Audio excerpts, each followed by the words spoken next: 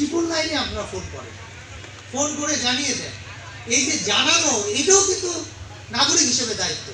প্রত্যন্ত গ্রামে, একটা ইউনিয়নে, একটা স্কুল মাঠে, একটা অন্য কোনো প্রতিষ্ঠানে, গোপন জায়গায় অন্ধকারে কেউ যদি মাদক খায়, সব জায়গায় কি পুলিশে টহল পার্টি যেতে পারবে? সব সময় ওই জায়গায় অবস্থান করতে পারবে? পারবে না। আবার যারা মাদক খায় তারাও আমার নজরে থাকে, পুলিশ এসে কোন সময় আসে গেল, গিয়ে চলে গেছে, এখন তো আর আসবে না, তাহলে এখন আমরা বসি। এইটা দেখার জন্য তো যে আশেপাশে আপনারা যারা রাস্তায় চলাফেরা করেন, আপনারা তো দেখতেছেন, দেখার পথেই আপনারা আমাদেরকে জানিয়ে দেন। এই জন্য কিন্তু স্লোগানটা ছিল আমাদের যে কমিটি পুলিশিং এর, যে পুলিশেই জনতা, জনতাই পুলিশ। আমরা দেখলে কি করব? প্রতিহত করব।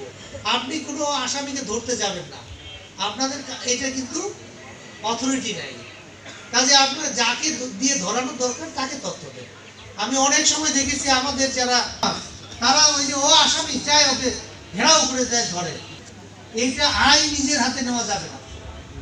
এই জন্য তো পুলিশই আছে।